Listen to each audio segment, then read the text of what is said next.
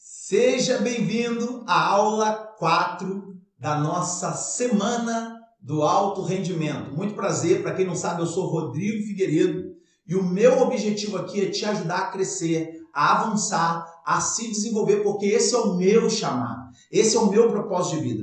Eu já falei em outro vídeo que o meu propósito de vida tem a ver com amor. Se Deus é amor, Ele me criou através do amor e para o amor. Vou repetir, se Deus é amor, Ele me criou através do amor e para o amor. Então, nós fomos criados para o amor. Então, o meu primeiro propósito de vida é ser amado e amar. Ser amado e distribuir, compartilhar esse amor. Esse é o meu primeiro e principal propósito de vida. Agora, como que eu posso compartilhar o amor? Eu posso compartilhar o amor fazendo por outras pessoas o bem que foi feito a mim. Se Deus me abriu a mente, me fez entender a palavra dele, se Deus me fez viver coisas boas e mudou a minha vida, e mudou a minha família, e hoje nós estamos melhor do que ontem, então significa dizer que algo de bom aconteceu comigo e eu posso compartilhar isso. Então, toda vez que eu faço um vídeo, toda vez que eu prego a palavra, toda vez que eu falo numa igreja, que eu dou uma palestra, que eu faço qualquer coisa, eu faço dentro desse objetivo de distribuir o amor através do conhecimento que Deus me deu, através dos ensinamentos que eu estou aplicando na minha vida, que estão me fazendo bem e que também vão te fazer bem se você aplicar, se você colocar em prática. Então isso é muito importante. O que você aprender, coloque em prática. Paulo mesmo fala sobre isso, ele diz assim, olha, vivamos de acordo com o grau da revelação que recebemos.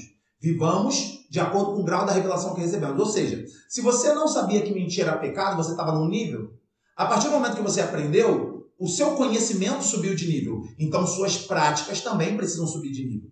Se o seu conhecimento sobe, sua prática tem que subir. Se você agora sabe que Deus quer que você perdoe, o seu conhecimento subiu. Agora, a sua prática também tem que subir. Se o conhecimento sobe de nível, a prática tem que subir de nível também. Rodrigo, isso é tão simples e fácil? Nem sempre.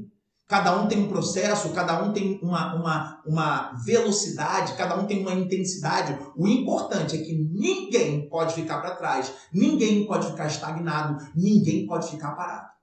Avance. Ainda que seja no seu ritmo, ainda que seja do seu jeito, mas avance. Aprenda e coloque em prática, ok?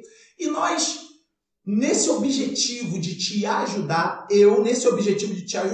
nós começamos então a Semana do Alto Rendimento. Na primeira aula, no vídeo 1, eu expliquei por que alto rendimento, de onde surgiu isso, por que nós temos que viver em alto rendimento, por que devemos viver em alto rendimento. E a resposta dessa pergunta do porquê é porque é bom demais. É porque é fantástico, é porque é uma vida muito melhor do que uma vida medíocre, uma vida repetitiva, uma vida sem graça. É muito melhor. Faz bem para mim, faz bem para minha família, faz bem para as pessoas da minha comunidade, da minha igreja. Faz bem para todo mundo ao meu redor. Então, viver em alto rendimento é bom. Mas se é tão bom, por que as pessoas não vivem em alto rendimento? Se é tão agradável, se faz tão bem, por que as pessoas não vivem em alto rendimento? Isso eu falei na primeira aula, mas vou dar aqui uma palhinha só para você lembrar. As pessoas não vivem em alto rendimento porque, para começo de conversa, para se viver em alto rendimento é necessário que você assuma responsabilidade. Em segundo lugar, é necessário que você saia da zona de conforto. Em terceiro lugar, é necessário que você trabalhe e trabalhe muito, de forma inteligente, não sendo escravo dos outros. E em quarto lugar, é importante também que você não pegue atalhos. Existem trilhas que podem ser encurtadas pela obediência e pela sabedoria, sim, mas atalhos não. O que tiver que passar, você tem que passar. Então é por isso que as pessoas não vivem em alto rendimento. Mas aqueles que conseguem viver em alto rendimento, eles se tornam líderes. Por quê, Rodrigo? Ora, porque eles se destacam. Ora, porque as pessoas olham para eles com respeito. Então as pessoas veem que eles estão em excelência em alguma área da vida, veem que eles têm uma excelência e aí o seguem, reconhecem a autoridade dele, então ele se torna um líder, ok? Agora, quando uma pessoa se torna líder, será que essa liderança é consistente? Será que ela é duradoura? Porque o que eu vejo é as pessoas se admirando com alguém e depois se decepcionando. Como que se faz para essa liderança ser duradoura e consistente? Aí eu expliquei para vocês que para dar consistência, uma liderança ela tem que ter inteligência emocional, organização pessoal e espiritualidade real. No vídeo 2, nós falamos sobre inteligência emocional. E quando falamos de inteligência emocional, eu expliquei para vocês que tem 4 pontos importantes, 4 fatores que fazem uma pessoa ser sã mentalmente e inteligente emocionalmente, controlado, uma pessoa que sabe a hora de chorar, sabe a hora de não chorar, sabe a hora de falar, sabe a hora de calar, sabe a hora de falar um pouco mais firme, sabe a hora de ser mais manso. Isso é ter inteligência emocional. Mas tem 4 fatores que levam a pessoa a ter inteligência emocional. Primeiro, ela precisa se conhecer, saber quem é, saber sua identidade. Se você quiser entender o que é isso, identidade, essência, propósito, vai lá na aula 2 que eu explico lá. A pessoa precisa também, além de saber sua identidade, ela precisa entender que pensamentos surgem. Ou seja, você não controla os pensamentos que surgem, mas depois que eles surgem, você os controla. Pensamentos ruins surgem em pessoas boas. Se é que existe alguém bom, né? Mas enfim, pensamentos ruins surgem em pessoas boas. E você não pode controlar o pensamento ruim que surge, mas você pode controlar como ele se desencadeia depois que ele surgiu. Você pode dar vazão ou você pode cortar. Então essa é a segunda coisa que você precisa entender para ter controle emocional ou inteligência emocional. Pensamentos ruins surgem. A terceira coisa que você precisa entender é que você precisa cuidar das suas reações, não apenas das suas ações. Porque cuidar das ações é fácil. Agora, quando acontece algo inesperado e você vai reagir àquilo, é mais difícil. Então, você precisa também cuidar das suas reações. Além disso, você também precisa de uma reserva de paz.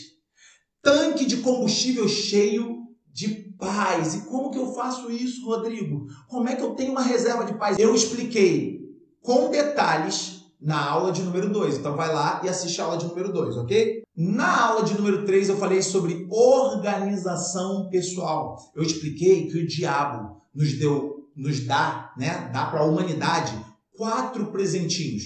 O diabo, o inimigo das nossas almas, dá para a humanidade 4 presentinhos. Os 4 presentes do diabo são desorganização, procrastinação, sujeira e preguiça. Esses 4 presentes estão aí e as pessoas estão lançando mão dele. O próprio diabo mesmo não usa isso no reino dele, não. Mas as pessoas estão pegando isso de bandeja. E não é. A gente não pode viver em desorganização, em procrastinação, em sujeira, em preguiça. Não, isso não provém de Deus. A gente precisa tomar uma decisão. Mas, uma coisa que eu deixei bem claro, eu faço questão de repetir, sem neurose. Porque a neurose é tão ruim quanto a preguiça, a neurose é tão ruim quanto a procrastinação, a neurose é tão ruim quanto a sujeira, do mesmo jeito. Eu não quero estar nem perto de um, nem perto do outro. Eu não quero estar nem perto de uma pessoa que é suja e nem perto de uma pessoa neurótica por limpeza. Eu não quero estar perto de nenhum dos dois, certo? É ruim. É ruim para eles, é ruim para as pessoas ao redor. Então, nada de neurose. Meio termo. Equilíbrio, essa que é a questão. Agora, Rodrigo, dentro dessa questão de organização, o que eu posso fazer para ser mais organizado? Eu expliquei no vídeo de número 3, 4 detalhes, 4 itens para você ser mais organizado. O primeiro e mais importante de todos é que você precisa tomar uma decisão. Se você não se decidir, você nunca vai mudar. O segundo é que você precisa de uma agenda. Você precisa anotar, você precisa se organizar sua atividade diária, sua atividade semanal. Você precisa anotar coisas para não esquecer, você precisa de uma agenda. Você precisa aprender a usar um despertador. Rodrigo, quem não sabe usar um despertador? Se todo mundo soubesse usar um despertador, ninguém chegava atrasado em lugar nenhum. Agora, o despertador eu explico como usar na aula de número 3. Então, use o despertador. E em quarto lugar, não deixe a neurose ou a neura te parar. Ou seja, prossiga.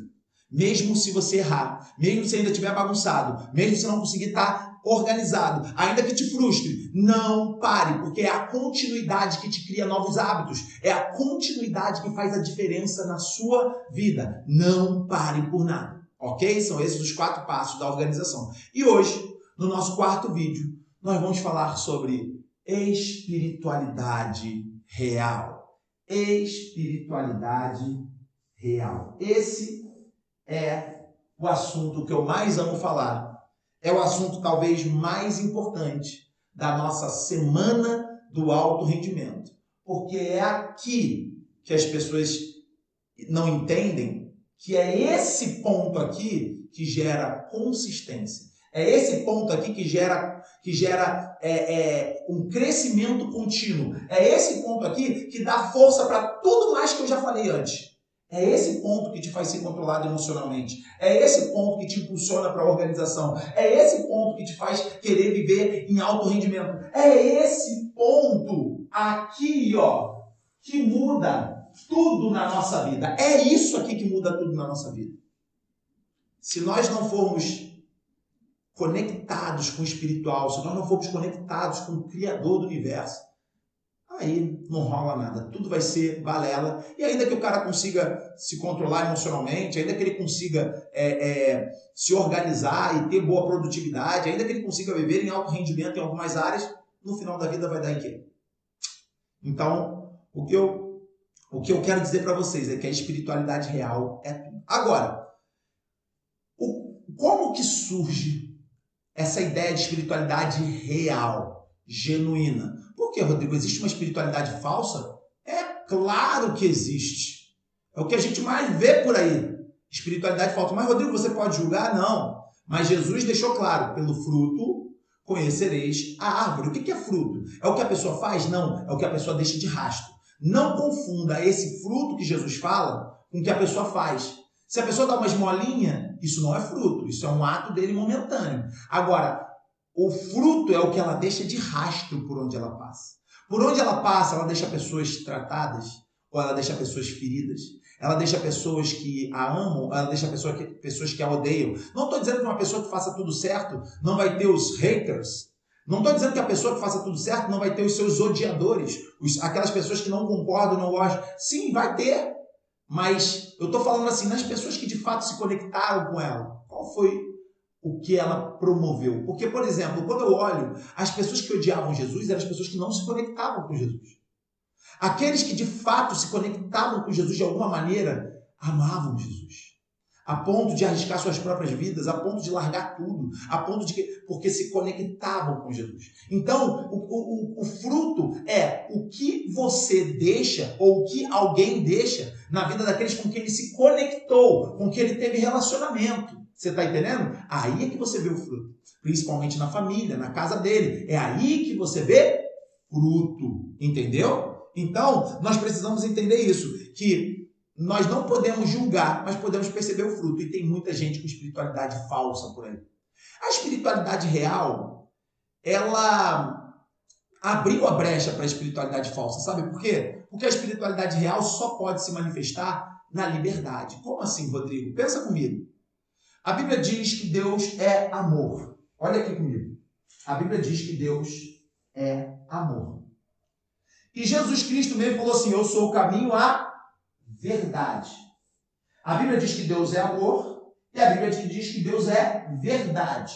Significa dizer que um ser que é o próprio amor e é a própria verdade nunca aceitaria um amor falso. Tanto que ele diz que chegou a hora em que os adoradores devem adorar em espírito e em verdade. Porque Deus não quer coisas mentirosas, ele quer coisas reais. Ele quer espiritualidade real, ok? Ele não quer nada mentiroso. Então, se Deus criasse o homem e programasse o homem para fazer tudo certo, isso seria falso. Um computador não pode te amar de verdade. Um computador, ele está apenas programado. Você até pode programar o computador para dizer que te ama, mas aquilo é apenas uma programação, não é real.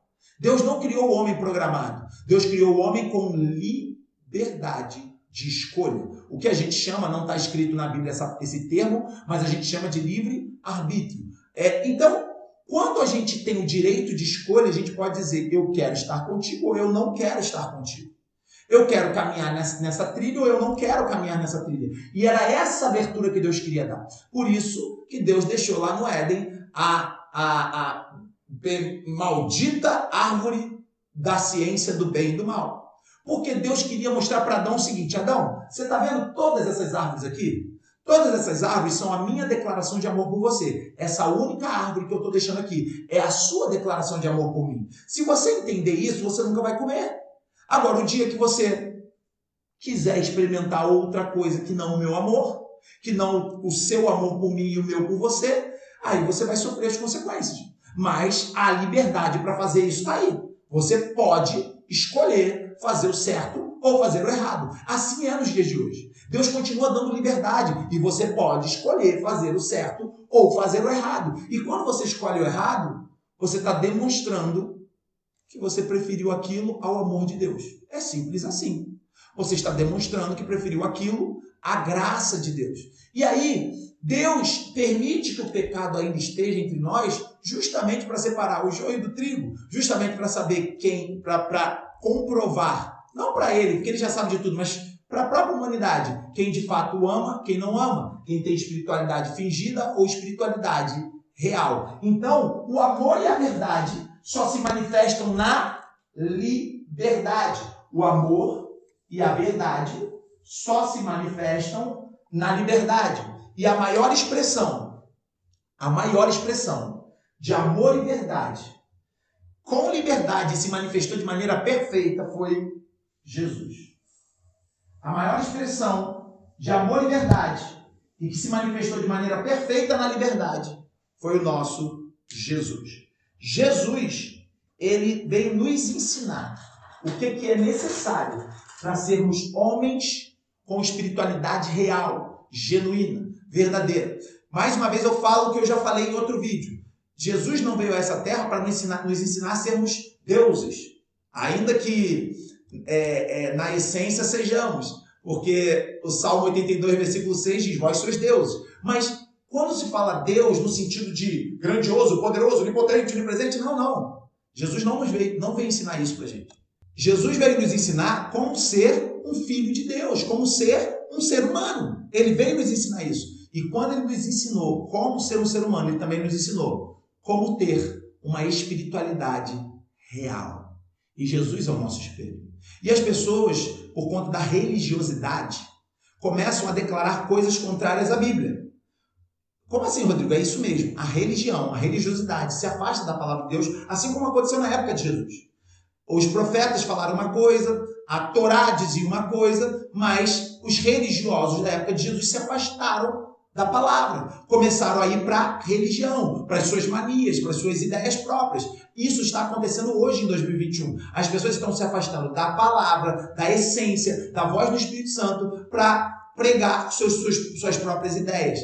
E nessa de pregar suas próprias ideias, as pessoas pregam coisas contrárias à Bíblia, como, por exemplo, nós não podemos ser iguais a Jesus. É o que as pessoas falam. E é tão enfincado isso na religião que quando eu declarar agora que você pode sim ser igual a Jesus, você vai assustar.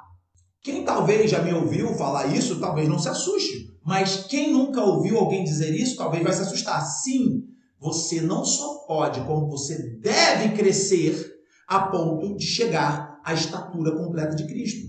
Agora, Rodrigo, de onde você tirou isso? Você está doido? Se eu estiver doido, eu quero dizer para você também que Jesus, Pedro e Paulo também estavam doidos. Porque Jesus disse lá em Mateus, sejam perfeitos. Jesus. Paulo fala em Efésios 4, cresçam até a estatura completa, não é parcial, é completa de Cristo.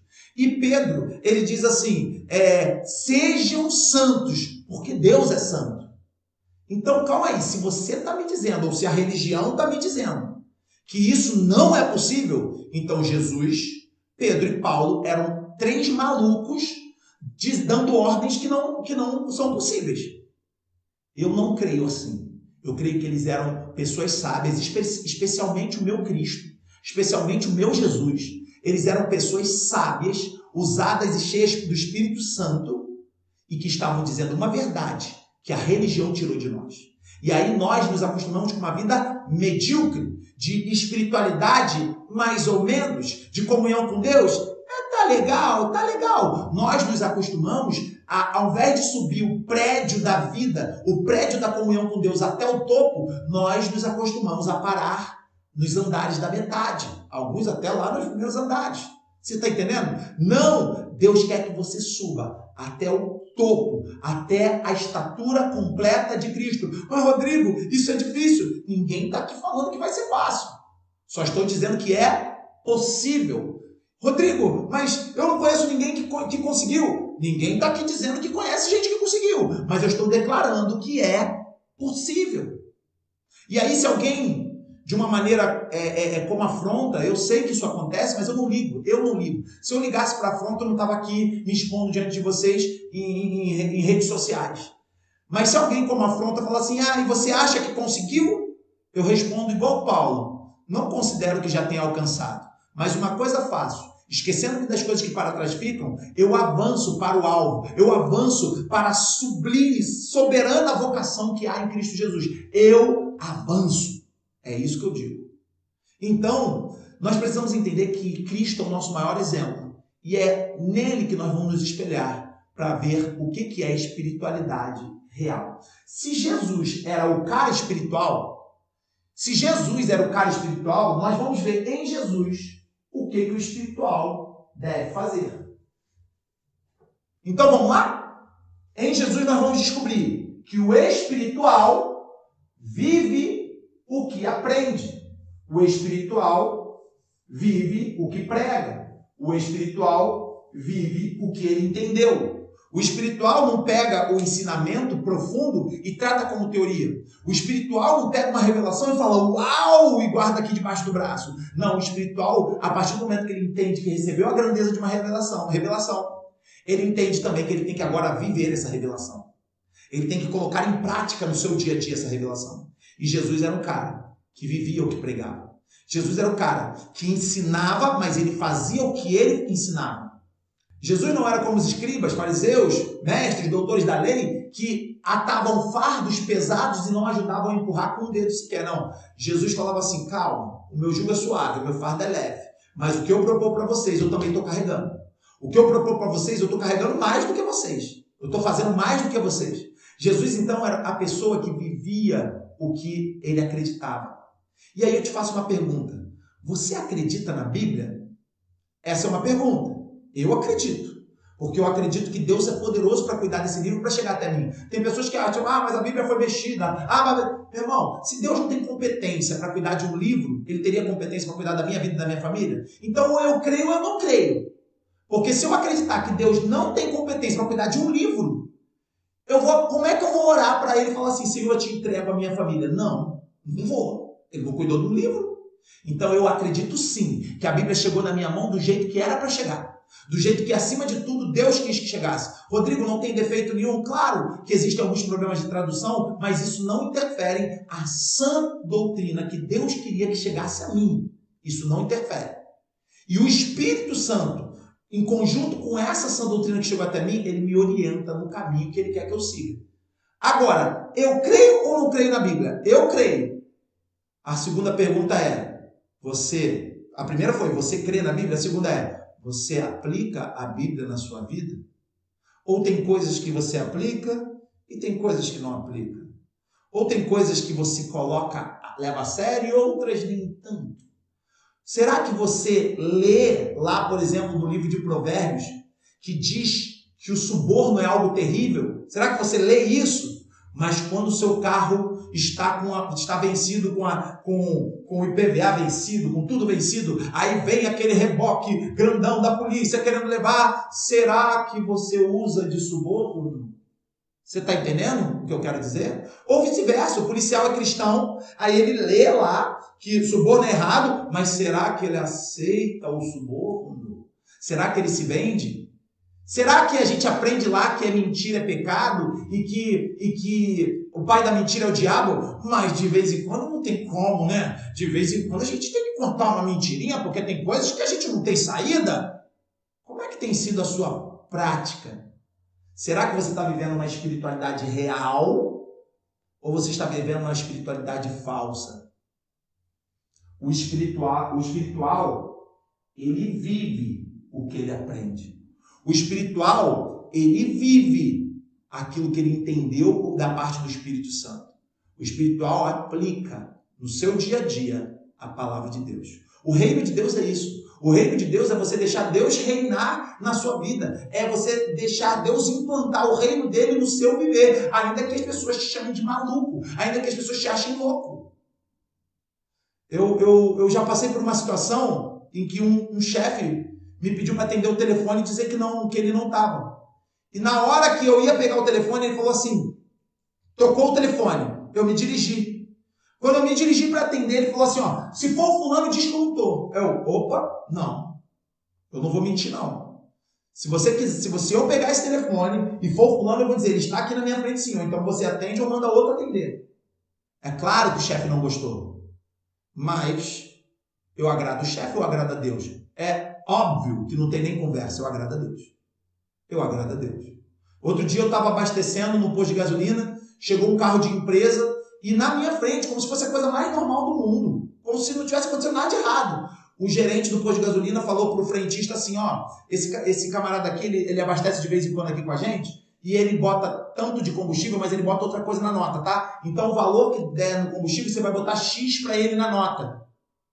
O valor que dava de combustível pro carro da empresa, que ele tinha que apresentar na empresa, era 1. Mas o que vinha na nota para ele ser ressarcido era outro valor. Então, opa! E o cara do posto de gasolina falou, não, sim, tudo bem. Como se fosse a coisa mais normal do mundo. Não, isso é loucura. Se um cristão faz isso, ele está vivendo uma espiritualidade falsa. Porque o espiritual de verdade, ele vive o que ele aprende.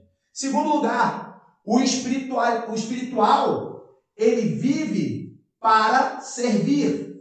Ele vive para servir. Tem até uma frase que as pessoas falam, que se você não vive para servir, você não serve para viver. Né? Tem uma frase que as pessoas falam isso. Mas as pessoas que são falsos espirituais querem cargos eclesiásticos, querem subir no topo da cadeia alimentar espiritual para poder mandar nos irmãos obreirinhos que são menos obreirinhos do que ele, que são menos obreirões do que ele. Então tem um obreirinho, obreirão, né? Obreirinho, obreiro, obreirão. Cara, não tem nada disso na Bíblia. Não tem esse negócio, essa escala hierárquica da igreja que se inventou, isso não existe. Isso não existe. Mas, Rodrigo, o pastor não é mais que o presbítero, que é mais que o evangelista, que é mais que o diácono. Não existe isso. São todos irmãos. Todos irmãos. E se porventura a gente vai fazer uma escala hierárquica, então seria assim, o irmão novo convertido é senhor daquele que sabe mais, porque o que sabe mais é servo. Se a gente for fazer uma hierarquia segundo a Bíblia, segundo Jesus, o irmão que chegou agora, que aceitou Jesus e que está chegando na igreja meio perdido, meio sem saber o que fazer, ele é o senhor da parada. Ele é o comandante, porque o outro é servo. O que sabe um pouquinho mais é servo. Está servindo a ele. Deixa eu te ajudar, meu amigo. Chega aqui. Aí, o que sabe mais, que é o obreiro, ele é mais servo. E o presbítero, sei lá, na visão aí dos caras, essa hierarquia doida aí, o presbítero é mais servo. O evangelista, isso aí não tem nada a ver, porque isso tudo é ministério, tem nada a ver com cargo, tá? É mais servo. Teoricamente, o pastor, e quanto mais o cara quer título, deveria ser o mais do fundo da base da pirâmide. Ou seja, a pirâmide de Cristo ela é virada de cabeça para baixo. Você está entendendo o que eu quero dizer? Então, essa ideia de presta atenção, eu sou o anjo da igreja, eu mando. Isso não existe. Isso não existe. Você está entendendo? E quando eu vejo lideranças toscas, quando eu vejo líderes toscos, líderes grosseiros, líderes perversos, líderes que maltratam, líderes abusivos, quando eu vejo isso, eu não sei, cara, se eu fico com mais raiva do líder ou do liderado. Eu confesso para você que eu fico nessa angústia. Eu falo assim, deixa eu ver, de quem que eu vou ter raiva? Do líder que está fazendo toda essa maldade ou do liderado que está lá fazendo o quê ali? Está fazendo o quê? Você está entendendo? Então, eu falo uma frase que ela é meio pesada, mas ela não é para ofender. Eu falo uma frase que ela é pesada, mas ela não é para agredir. Ela é para acordar, para que a pessoa saiba. A Bíblia diz assim, foi para a liberdade que Cristo vos libertou. Portanto, não se façam mais escravos de ninguém. Foi para a liberdade que Cristo vos libertou. Ele sim é nosso pastor. Ele sim é nosso mestre e Senhor. E agora que Ele libertou, você vai se fazer escravo? Então a Bíblia diz assim, foi para a liberdade que Cristo vos libertou. Portanto, não se façam mais escravos de ninguém. Aí por isso eu digo essa frase que eu quero falar. Cada um, então, tem um pastor que merece. Porque ninguém é obrigado a estar com um cara assim, desse. Cada um tem um pastor que merece, então. Porque se eu estou com um pastor e ele é abusivo, ele é agressivo, ele é mandão, eu estou ali porque eu quero, porque eu não sou obrigado a estar ali. Onde que está na Bíblia dizendo que você tem que estar ali? A Bíblia diz para você respeitar os seus pastores, que zelam pelas vossas almas. Olha qual pastor que você respeita. O pastor que zela pela sua alma e que você vê que a fé dele é tão linda que você imita a fé dele. Esse pastor, você fica lá com ele. Entendeu? Agora, fora isso, cara, isso é doideira. Você está entendendo? Então, o verdadeiro espiritual, ele não quer mandar, ele não quer dominar, ele quer libertar. Ele não quer membros para ele quer ceifeiros para a seara de Deus, ele quer discípulos para o reino de Cristo. Ele sabe que ele não é dono daquelas almas, mas aquelas almas são livres para voar, para fazer o que quiserem. Você está entendendo? Ele simplesmente, ele ajuda quando elas vêm feridas, mas ele capacita para elas voarem. Deus deu asa a cada um de vocês. Se vocês não estão voando, eu não sei porquê. Então, o líder que é espiritual de verdade, aquele que é espiritual de verdade, que tem espiritualidade real, ele vive para servir. A quarta coisa que Jesus me ensinou é que além de viver o que se aprende e viver para servir, o verdadeiro espiritual, o espiritual de verdade, aquele que tem espiritualidade real, ele aprende a perdoar. E aqui eu quero tocar numa ferida das pessoas que não sabem perdoar. Quero falar duas coisas. Primeira coisa que eu quero falar. Eu perdoo, mas não sou obrigado a conviver. Isso não é perdão. Pronto. É claro que tem um processo, é claro que não é da noite para o dia, é claro que eu não estou falando para você botar a pessoa para dormir dentro da sua casa, principalmente dependendo do nível de risco de vida, ou de morte, ou de situação que você passou. Não estou falando nada disso. Mas imagina você, se Jesus falasse assim para mim: eu te perdoo, mas não quero ter você no meu céu não, tá? Onde que eu ia estar agora? O que ia acontecer comigo?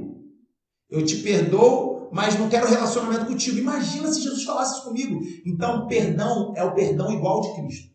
O restante é pirataria. Entenderam? O restante é produto pirata.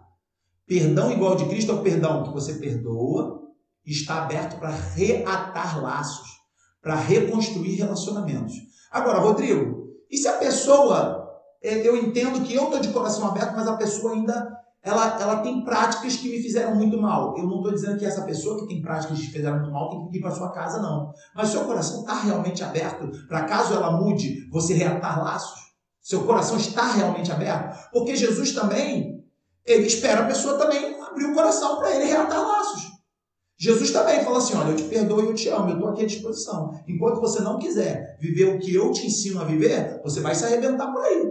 Assim é a pessoa que você perdoou. Enquanto ela quiser ficar maluca, ela vai se arrebentar por lá. Ela não precisa você trazer ela para dentro da sua casa. Agora, se ela de fato mudar, você está de coração aberto para ela sentar na sua mesinha de jantar e bater altos papos contigo? Você está entendendo? Independente do que ela fez. Ah, mas Rodrigo, você não sabe o que eu passei. E realmente tem pessoas que passaram coisas muito terríveis. Realmente tem pessoas que passaram coisas muito terríveis, mas ninguém, absolutamente ninguém, passou tudo que Jesus passou. E Jesus perdoa todo mundo. Então, automaticamente, qualquer um pode perdoar depois que Jesus perdoou. Vocês estão entendendo isso? Aquele que tem espiritualidade real, perdoa. Se você hoje é uma pessoa que não está preparada para perdoar, mas que entendeu isso que eu falei, olha só o que eu vou te falar. Você talvez tenha uma ferida tão grande que você hoje não consiga dizer eu perdoo. Ou você não consiga dizer assim, eu reataria laços com essa pessoa. Mas se o que eu falei tocou no seu coração, você não precisa ficar angustiado. Conversa com ele. Conversa com Deus e conta para ele o que você está sentindo. Coloca diante dele que você até tem desejo de perdoar, mas que você não consegue.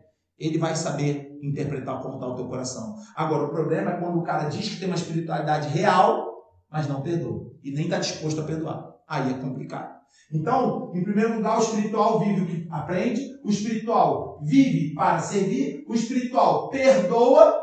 E o espiritual busca muito a Deus. O espiritual busca demais, o espiritual tem sede, O espiritual tem fome, o espiritual deseja, o espiritual reconhece que Deus é tudo para ele. Então o espiritual dá tempo a Deus em jejum, em oração, em leitura da Bíblia. Sabe por quê? As pessoas estão dizendo, não, Deus é minha prioridade. Quanto tempo você passa lendo a Bíblia? Ah, quando dá, eu leio aí um capítulozinho, né, por dia, mas não é todo dia, porque não dá todo dia. Não dá por quê? Não dá porque se todo mundo tem 24 horas por dia. É porque a pessoa que não lê Bíblia, não ora, não jejua, ela não prioriza Deus. Ela não busca Deus. Mas o espiritual, ele busca e busca muito. É mais importante para ele buscar a Deus do que ganhar dinheiro. É mais importante para ele buscar. Eu não estou falando que a pessoa não tem que gastar, não tem que ganhar dinheiro. Não confunda o que eu estou dizendo. A pessoa deve ganhar dinheiro, mas ela deve buscar mais dinheiro ou mais Deus? Mais Deus. Dê mais tempo para Deus. Se envolva mais com Deus. Se tiver que acordar mais cedo, acorda mais cedo. Mas ore, leia a Bíblia, se dedique, porque senão você não vai ter uma espiritualidade real. Não há espiritualidade real em pessoas que não leem Bíblia, gente. As pessoas estão tendo uma esquizofrenia maluca. Porque o que é o esquizofrênico? É aquele que acredita numa realidade, mas ela não é realidade. Ele acredita naquilo, aquilo se tornou uma realidade para ele, mas isso não é real. E eu lembro que uma vez eu lidei com um esquizofrênico, uma ocasião. O camarada, e eu acho que de vez em quando eu lido com alguns por aí, mas esse era comprovadamente esquizofrênico, esse que eu vou falar. Ele chegou para mim e falou assim, esse prédio todo aí é meu, eu que adquiri essa propriedade. Falou de verdade, ele falou acreditando naquilo mesmo, ele não era dono de nada. Ele era um esquizofrênico. O esquizofrênico ele fala, eu tenho comunhão com Deus, eu tenho espiritualidade real, eu faço a obra do meu pai, mas não lê Bíblia, mas não passa 10 minutos orando. Não prioriza Deus e não busca Deus, não entende que Deus é mais importante que tudo para ele. Isso não é espiritualidade real. Não é. Então, a espiritualidade real faz com que o espiritual viva o que aprende, viva para servir, perdoe e busque, mas busque muito. E como se busca, Rodrigo? Simples. Mais jejum, mais oração, mais leitura bíblica. Rodrigo, mais quanto? Sempre mais. Quanto você está agora? Mais. Quanto você lê de Bíblia hoje? Pode ler mais. Quanto tempo você investe em oração, em comunhão com Deus hoje? Pode investir mais. Sempre mais. Vocês estão entendendo? Isso vai fazer de você uma pessoa com espiritualidade genuína, verdadeira, real. E isso vai causar metanoia, transformação, desenvolvimento na sua mente. Todo o seu espírito, alma e corpo serão afetados. E você vai viver em alto rendimento. Na próxima aula, nossa última aula, eu vou falar sobre eu vou dar exemplos práticos de como a gente aplica tudo isso no nosso dia a dia, para que após a última aula, você saia aplicando isso no seu viver e seja abençoado em nome de Jesus. Amém? Então até a próxima aula, que Deus abençoe vocês, fiquem na paz.